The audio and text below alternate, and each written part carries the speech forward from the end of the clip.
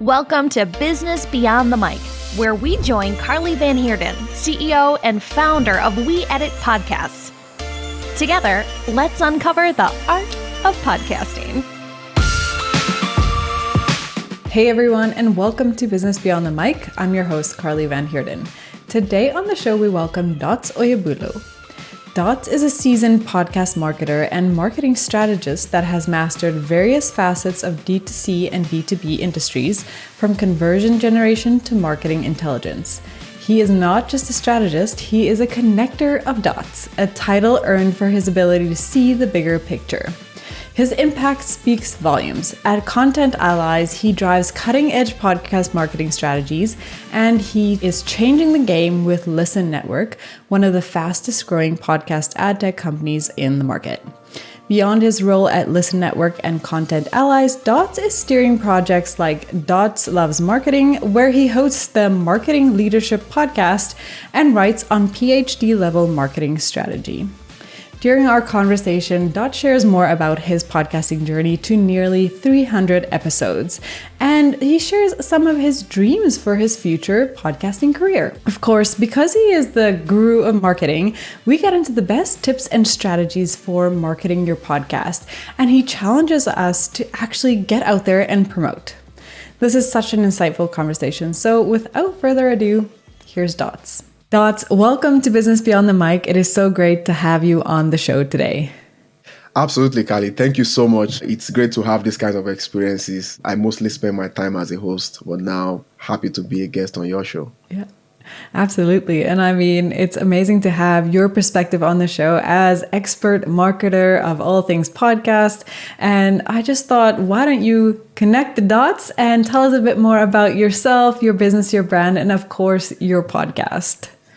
Absolutely. So I've been in marketing. This will be my 14th year in the marketing space. I've dabbled into all kinds of things. I spent roughly half of that on the client side back home in my home country, Nigeria, and then moved to Canada about 5 years ago, where before then until now, I've been in the agency space and a marketing shop of my own. I now work with, two agencies. Now I sit, in the intersection of podcast marketing and marketing strategy. Of course, I've always loved to be a marketer, long story on, when your parents want you to do something and you want to do something else and you're just walking this lonely road.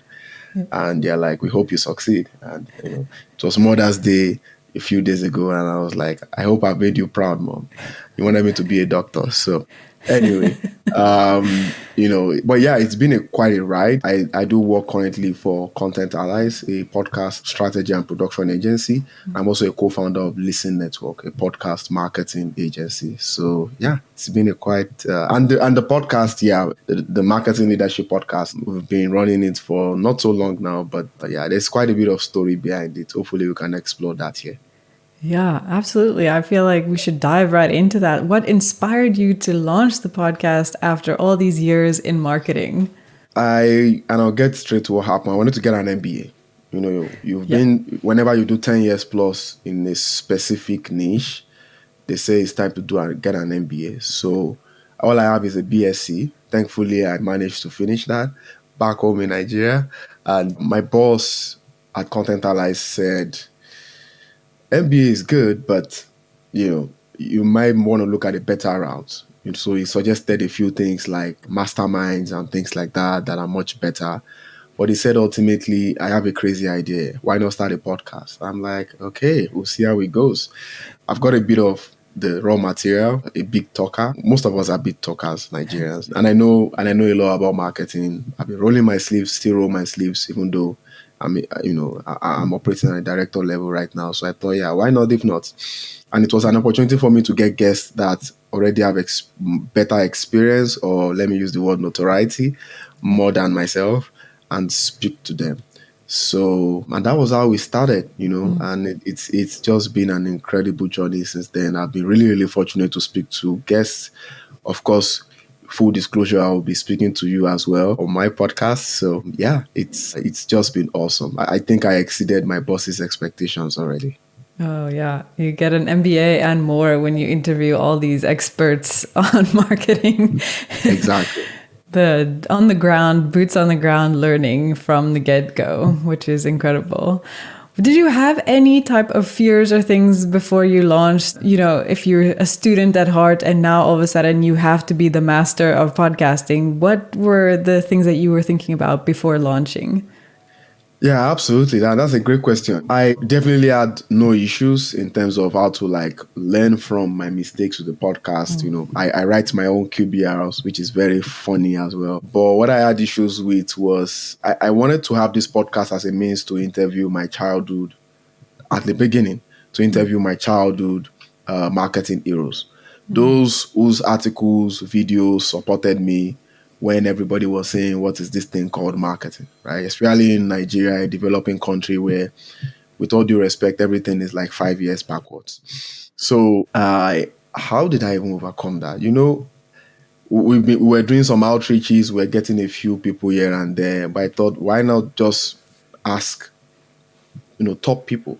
And I think the very early guest that came on that really gave me some confidence was Rand Fishkin and Pam Dinia. So Pam Dinia is like the queen of account-based marketing, sales enablement. So when I got those two, I'm like, yeah, I think I can do this. So in my outreach, I would always include their names in there. And with more guests, I always include the names. I did a lot of backdoor guests picking as well, reach out to people via email, reach out to people via LinkedIn, ask a friend of a friend to make an intro. I got an intro for Larry Kim. Larry Kim used to own WordStream.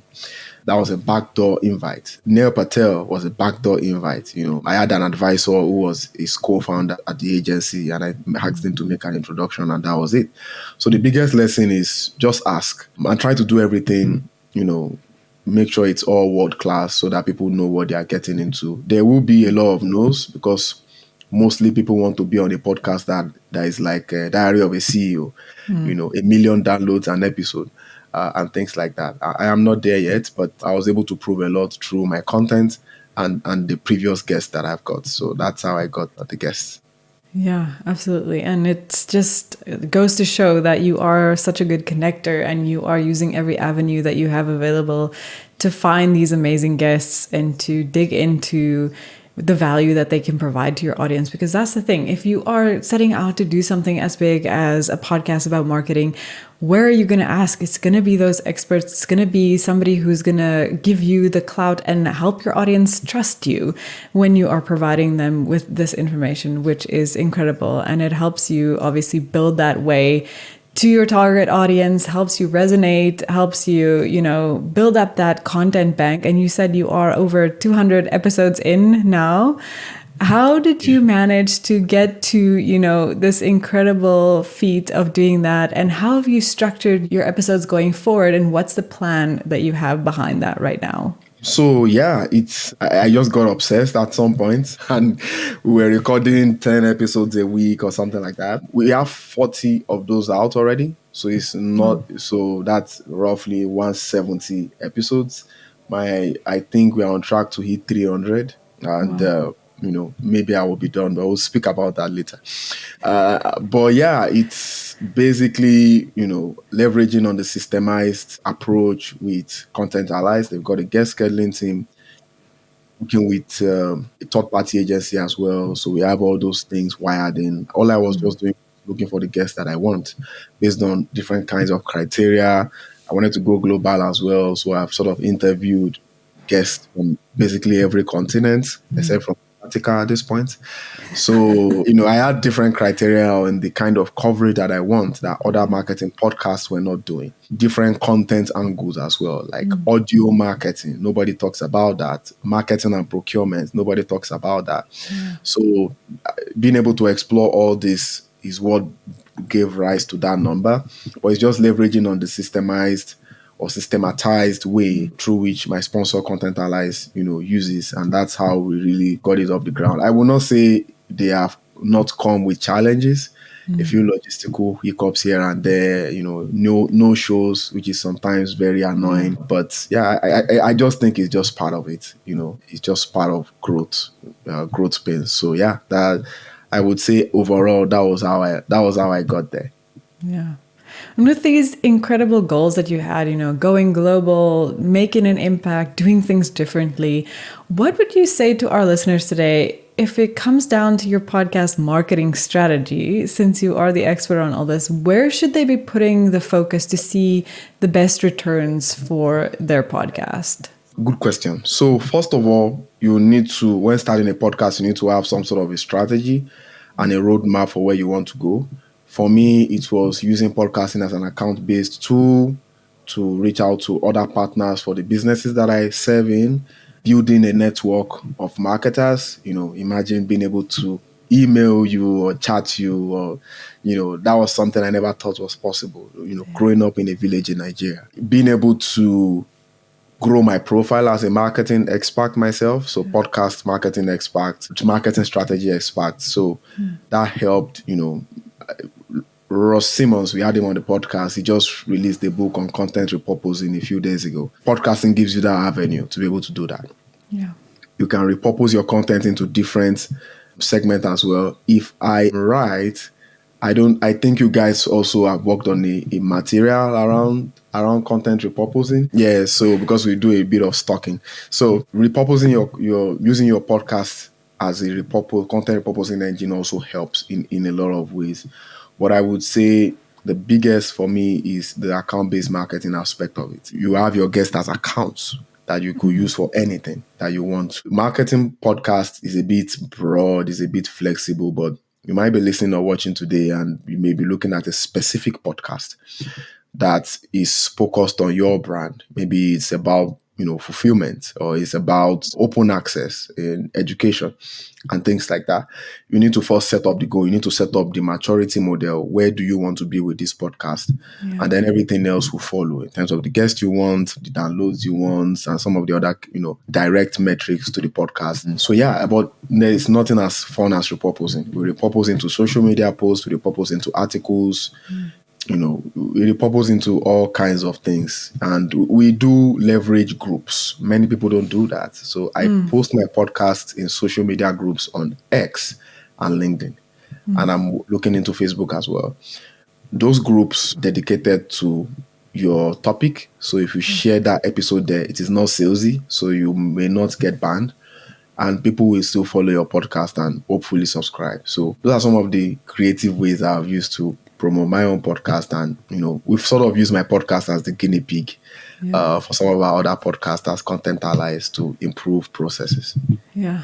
No, and I can totally relate to that because we've been doing it with mine as well. And, even being able to connect with some of my clients and being able to connect with podcasters on the same journey, it's been a great case study when you put it that way. And that social proof that people want to see and that relatability of it. So, yeah, it's a great. And, and may I just add promotion as well. Promoting your podcast is key. So I work for a company called Listen Network that does promotion of podcast episodes. So I do use some of that as well. I know a lot of people like to show, I build 1 million followers without ads, without anything. All power to you if that's your case. But I believe that if you have good content, there is no crime in you promoting that. So I do promote some of my content as well through listennetwork.co. Nice. Yeah, absolutely. And I think on the topic of metrics, what would you say is a metric that you specifically focus on to see that, okay, this guest is the right one for me. This is the content that I'm, should be putting out, or I've effectively marketed this episode. What kind of metrics are you looking at? With the guests, we just unpick them. We are following their content. We are making sure they fall into whatever category of definition that we want. So that's a bit nuanced. From a content perspective, you may have heard this before, but consumption rate seems to be the mother of market, podcasting KPIs these days. How do you get it? Some people will boast of 95% consumption rates. I would say, just to be realistic, if you get above 50, then you're on the right track. And if you go higher, then good for you. But you want your podcast to have the best consumption rate possible. And it's a mixture of different things.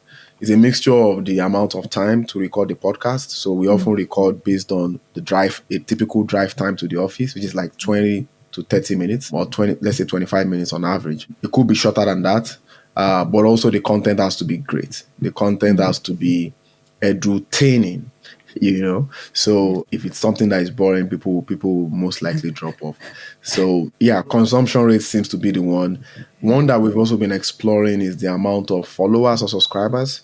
So again, like I said, I leverage Listen Network a few times, and I'm working on, they've got Spotify and YouTube subscriber or follower products that allows you to get followers on demand. Then you can feed them with your content organically. So again, some people may not be okay with that idea. They want to be able to go on the big Guinness World Record to say they built everything with less resources.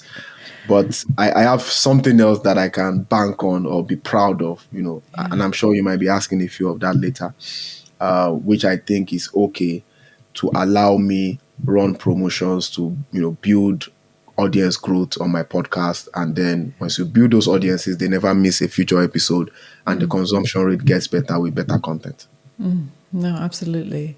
And part of your guinea pig situation with your podcast, are you monetizing, or do you have a strategy in place for that to try out? I am not monetizing, but I may be able to speak to that a little bit. I don't know if I have plans to monetize personally, or maybe sell a course or whatever it is like that. But I think, for those who are thinking about that, we've seen that you need to first grow your podcast. Like, you need to have a lot of followers, you need to have a lot of downloads or listens. You need to get it to the top, top 10 or whatever it is in your niche, award-winning level. And sometimes you may need to promote your way to get to that. Because podcasting is getting very tight. Maybe 4.5 million podcasts, but it seems like there's a podcast everywhere you turn these days.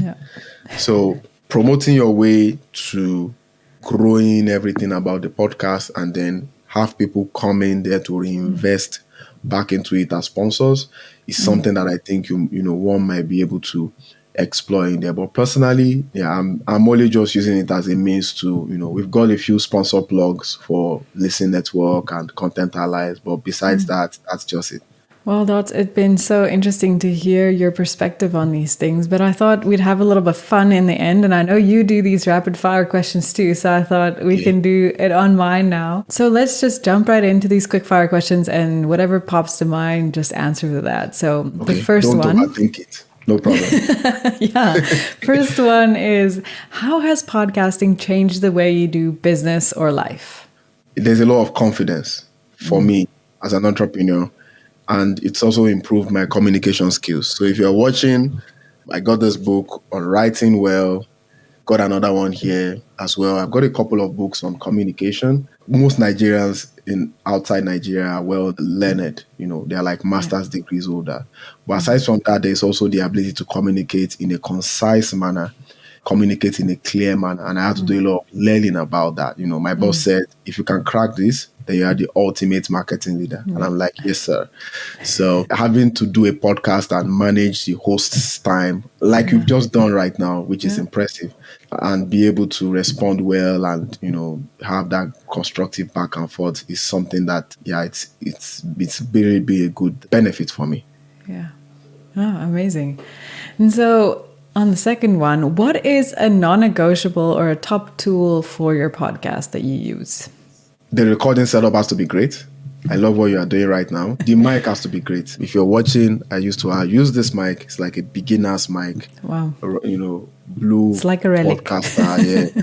But now I'm on the next level with the road. So just have a good basic setup. I've got some good camera as well. The room doesn't matter. I'm recording from my kid's bedroom at the moment. So you need to have all these basic things in place. It's just very, very important. Yeah, absolutely. And now, through all the years, what have been the biggest lessons or podcast fails that you've had along the way? I think my biggest one would be that I have not really had any luck with CMOs. Most of my guests were marketing leaders on the agency side, but not CMOs. So I've been able to get a few like directors, senior directors, but CMOs, no. And that makes sense because I'm not big enough. Let me just be truthful about it. Some of the CMOs I'm trying to get, I see them on other podcasts that are way more popular, or maybe they push the back door a little harder than I did. But yeah, that would be my biggest regret. But not really a regret, because we found some successes with directors, senior directors, VPs that will one day be CMOs. So that's still good.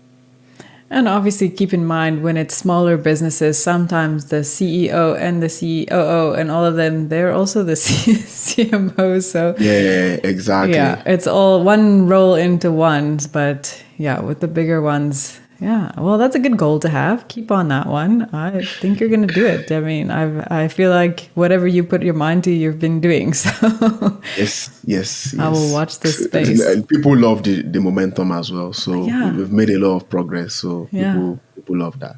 Absolutely. And now for the last one. If money or time were not a factor, what would be next for your podcast? Well, I would say personally, I think once we hit episode 300, the goal has been done. My goal will probably to try some other podcasts. So I've got 3 passions in my life that I would like to be remembered for: marketing, history, and music. So I hope to explore those 2 subjects if I were to continue in the podcasting world. Maybe do like another 300 episodes of each and then find another passion. But yeah, I think by around episode 300, I think I've basically interviewed marketers at so many levels. So I am incredibly grateful for that opportunity. I think I have run the race once I get to episode 300. Well, it's been incredible to hear your story and just dig into what you've been able to achieve in this time and just see your absolute ambition and just running out the races to do this. So Dots, thank you so much for sharing with everybody, and it's been just incredible to have you on the show. Yeah, absolutely. No worries. It's an honor to be here. Great setup as well. So great work. And I hope it's been helpful. Yeah, amazing. Well, thanks everybody for tuning in, and we will see you next time.